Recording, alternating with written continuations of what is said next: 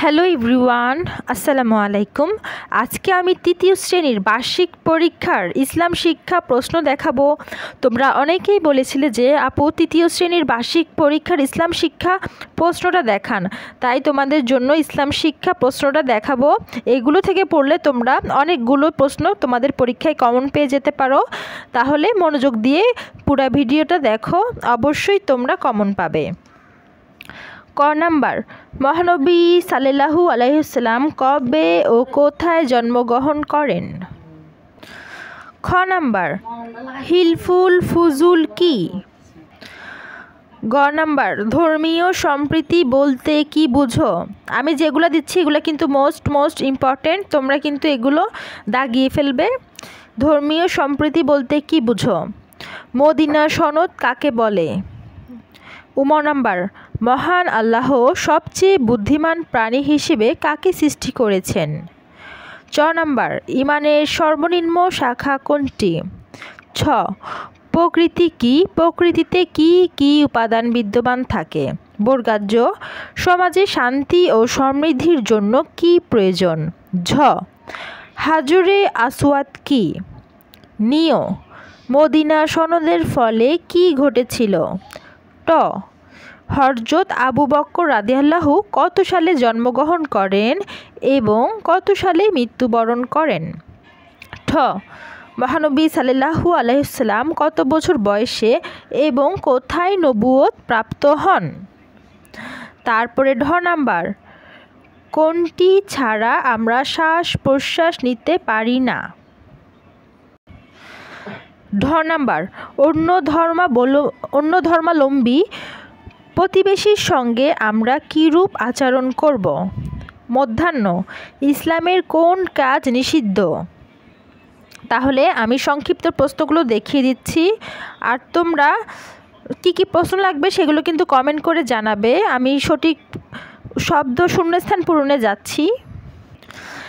দেখো, ক নাম্বার, নিশ্চয়ই তোমাদের জন্য রাসূল সাল্লাল্লাহু আলাইহি সাল্লামের মধ্যে রয়েছে উত্তম ড্যাশ, এখানে আনসারটা বসাবে।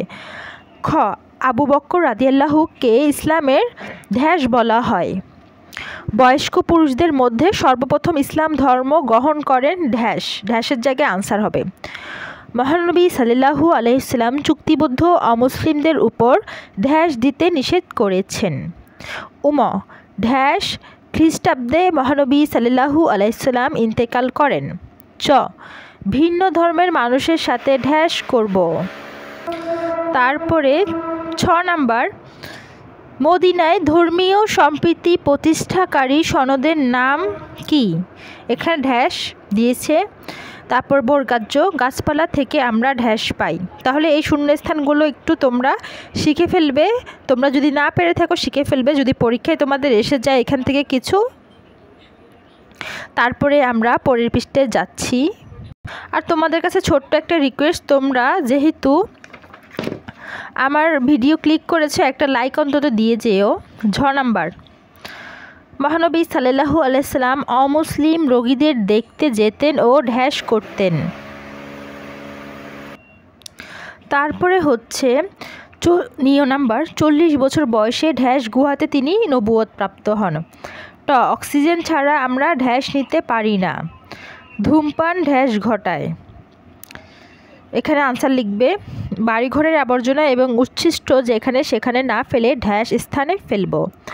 রাসূল সাল্লাল্লাহু আলাইহি সাল্লাম 25 বছর বয়সে হযরত ড্যাশকে বিয়ে করেন? এখানে আনসারটা লিখবে। এবার বাম পাশ ডান পাশে আসি। বাম পাশে ডান পাশে দেখো কি আছে। মহান আল্লাহর সাথে কি হবে? পাহাড় পর্বত সমুদ্র সহ আরও অনেক কিছু সৃষ্টি করেছেন। জীবজন্তু থেকে আমরা কি পাই? জীবজন্তু থেকে আমরা নানা রকম খাবার পাই।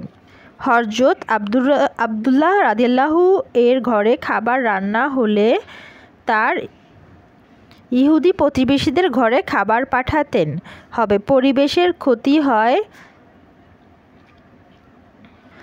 এমন যে কোনো কাজ ইসলামে নিষিদ্ধ।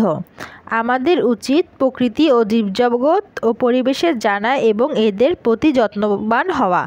তাহলে এই বাম ডানটা তোমরা শিখে ফেলবে। এরপরে আসি নিচের প্রশ্নগুলো হতে যে কোনো 8টি দেওয়া ছিল, এখানে কেটে 6টি প্রশ্নের উত্তর লেখো। আচ্ছা, ক নাম্বার, এটাই পুরো বই থেকে কোশ্চেন করেছে ওদের স্কুলে। ক নাম্বার, আল আমিন কার উপাধি, কেন তাকে আল আমিন বলা হতো, এর 4টি গুণাবলী লিখো। খ নাম্বার, হিলফুল ফুজুল কেন গঠন করা হয়, 4টি উদ্দেশ্য লিখো। গ, হযরত আবু বকর রাদিয়াল্লাহু তার জীবনাদর্শ সম্পর্কে 5টি বাক্য লিখো। ঘ, ধর্মীয় সম্প্রীতি কি, ধর্মীয় সম্প্রীতির গুরুত্ব সম্পর্কে 5টি বাক্য লিখো। উম, পবিত্র কোরআনে ভিন্ন ধর্মের লোকদের সম্পর্কে কি বলা হয়েছে, ভিন্ন ধর্মের লোকদের সাথে কীরূপ আচরণ করতে বলা হয়েছে তা ব্যাখ্যা করো। চ, মহান আল্লাহ বিশ্ব ও প্রকৃতির স্রষ্টা কথাটি 5টি বাক্যে লিখো। তারপরে বর্গাজ, মহানবী সাল্লাল্লাহু আলাইহি সাল্লামের বাল্যকাল সম্পর্কে 6টি বাক্য লিখো। ঝ, হযরত আবু বকর রাদিয়াল্লাহুর জীবনচারণ থেকে আমরা কি কি বিষয় অনুসরণ করতে পারি তা ব্যাখ্যা করো। নিয়, আমাদের জীবনে প্রকৃতি ও জীবজগতের অবদান সম্পর্কে 4টি বাক্য লেখো। তাহলে আমি তোমাদেরকে প্রশ্নগুলো দেখিয়ে দিলাম কি কি গুরুত্বপূর্ণ, তোমরা শিখবে। আর আশা করি কেমন লেগেছে জানাবে, আর একটা লাইক অন্তত দিয়ে যাবে প্লিজ। তোমাদের কাছে আমার ছোট্ট একটা রিকোয়েস্ট, একটা লাইক দিয়ে যাবে। আর সাবস্ক্রাইব যদি না করে থাকো অবশ্যই একটা সাবস্ক্রাইব করবে, তাহলে এমন গুরুত্বপূর্ণ প্রশ্নগুলো তোমরা আমার চ্যানেল থেকে দেখতে পারবে। আজকের মতো এখানেই শেষ করছি, সবাইকে আল্লাহ হাফেজ।